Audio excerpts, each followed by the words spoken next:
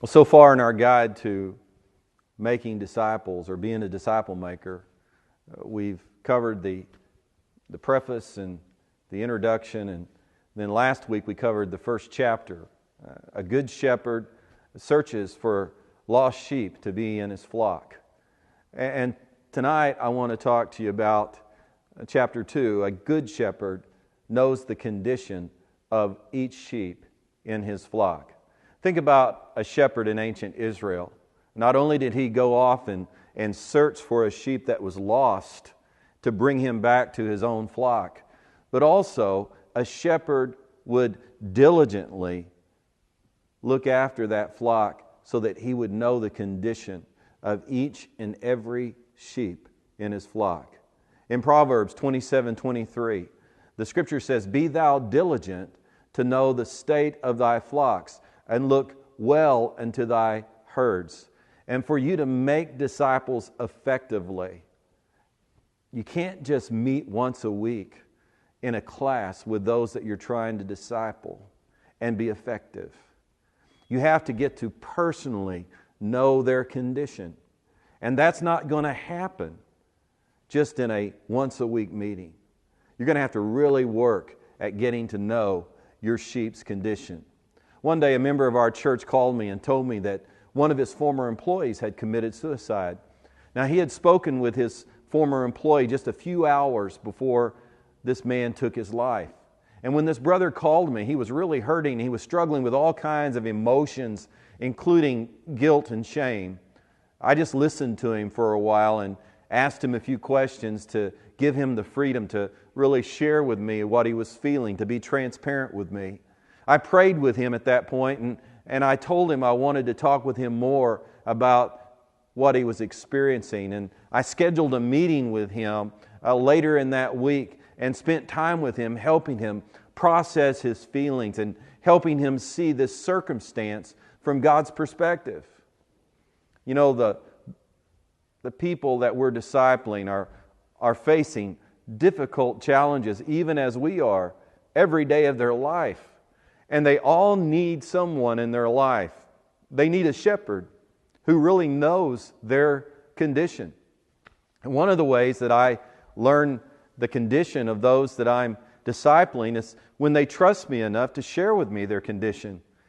This particular brother in this situation, he trusted me because I was his pastor, but also I was meeting with him once a week for one-to-one discipleship. And so he trusted me and called me and told me about the situation that he was going through in his life. This situation with this particular brother illustrates the normal way that I've discovered the condition of those that I'm discipling. I learn their condition when they have a crisis, and they communicate with me about the crisis they're going through. Or sometime I'll hear about a situation that they're going through from another brother who loves them and cares about them. But you know what? In order to be an effective disciple maker, we must also adopt another practice to know the condition of those that we are discipling. A good shepherd in Israel would spend a great deal of time personally inspecting his sheep in order to know their condition. He walked among them, and as he walked among them, he observed their emotional and physical condition. He would check their eyes, and he would check their ears and their skin, their hair, and their teeth even, in order to know their condition. You know, a good shepherd could spot the signs of a problem before that sheep would experience a greater problem. And to be a disciple maker, you must do regular inspections of each person that you're training. You know, in 1982, I was called to be the youth pastor of a church with about 60 teens. And I understood then that to disciple them effectively, I had to know the condition of my flock. Therefore, I purposed that I would personally get to know and inspect every youth in that youth group. Now, I was rather naive and idealistic, but you know what? I was determined to give it my best shot. So I took young men out for a Coke, and I met female students at school during their lunch period, and my wife and I had youth over to my house for dinner, And I set up meetings with them in my office at the church. And I learned how to engage them in personal conversations in between programs at the church, and how to ask them questions that might help them be transparent with me about their condition and how they were doing. So as a shepherd, I got to know the condition of my flock, those that I was discipling, by inspecting them. It was very hard work, as you can imagine, and eventually it became impossible when that youth group grew from 60 to 120. But I think you get the idea. Why is this so important to God that we inspect each member of our flock in order to know their condition? Well, if a shepherd did not thoroughly inspect his sheep for problems, he knew that a minor problem in one sheep could become a larger problem in their lives. If we do not inspect those that we're training, we will end up having an unusual number of sheep that fall into gross sins.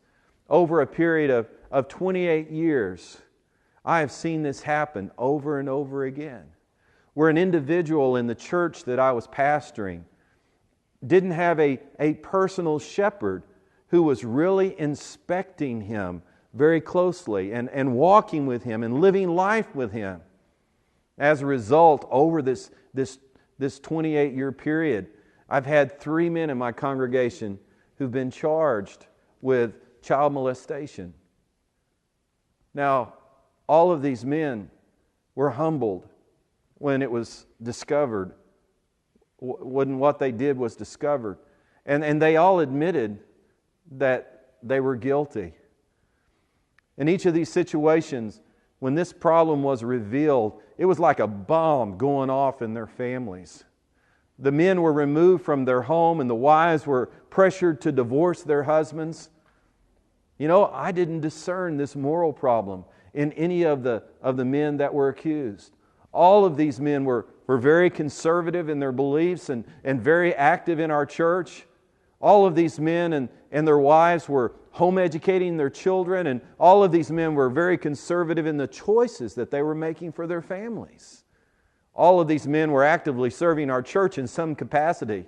One of these men ran our sound system for our Sunday services. Another one of these men faithfully met with me for prayer every Sunday morning before the service and was active in serving our members' material needs in our deacons ministry. And another one of these men aspired to be a worship leader and was the member of a Christian band.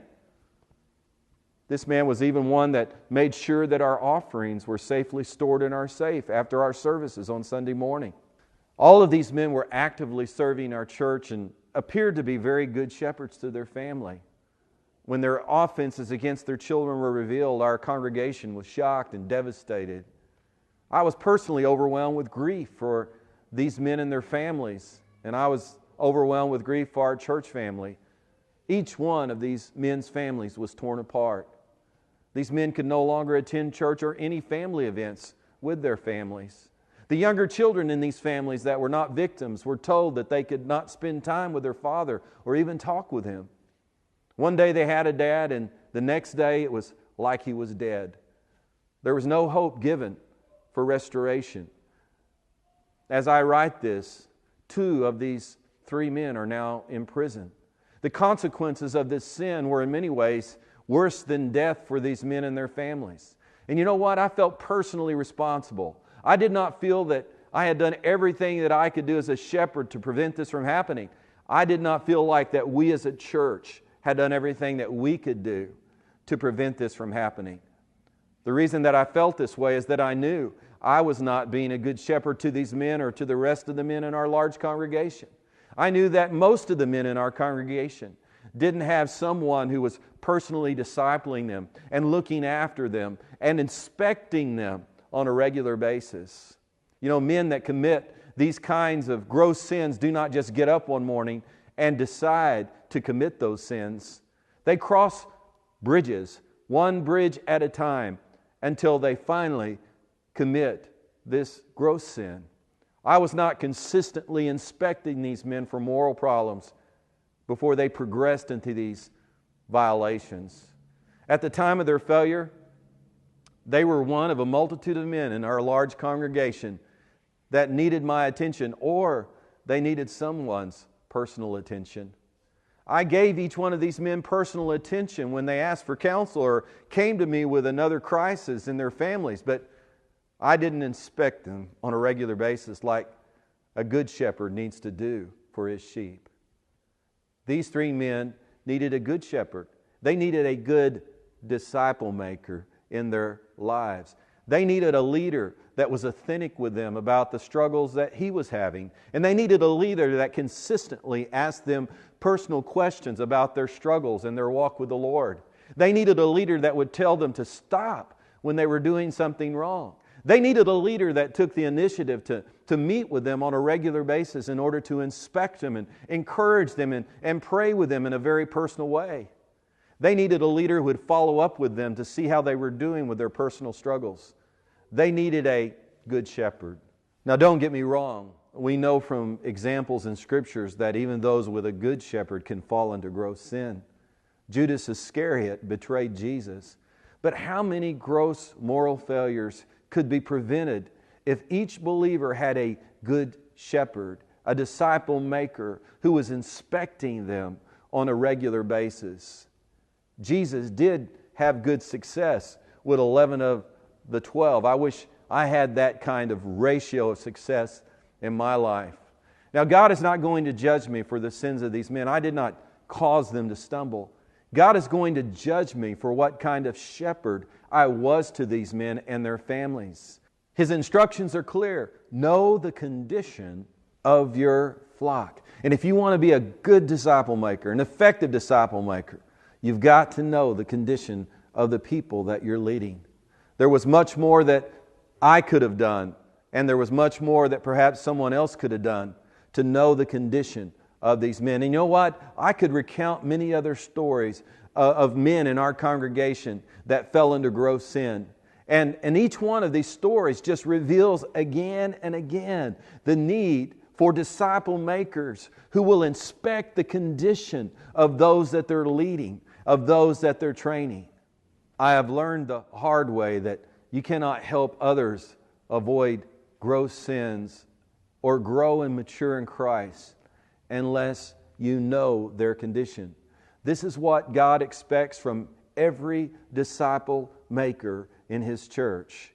This is impossible for one man called the pastor or a few men called associate pastors to accomplish in a large congregation. It takes a great deal of time with each sheep to know their condition. For this reason, it's easy to see why Jesus limited His main group of disciples to 12 men.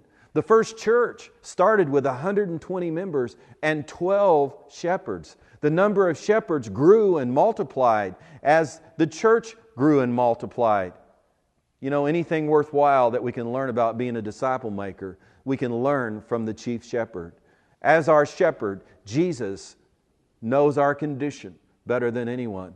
His Spirit is constantly searching our hearts and challenging us when we're wrong. You know, we can't share His divine attributes, but we can share His character as a disciple maker. To be like Jesus and make disciples the way that He did, we must do whatever we can to know the condition of our flock. I experienced this firsthand as a young man in college. On more than one occasion, a man who was discipling me named Bob Burgess would call me and say, "Hey, let's get together." And he would come over and he would be, discerning that maybe something wasn't exactly right. And he would come and he would take me out and we would talk. And he would ask me questions. And I would be transparent with him about the things that were going on in my life. You know, I'm so grateful that Bob did that. There's really no telling what I would have done if I didn't have a man like Bob, a disciple maker who was inspecting me and looking after me. He was like Jesus. I want you to make it your goal as a disciple maker to be like Jesus and to know the condition of your flock.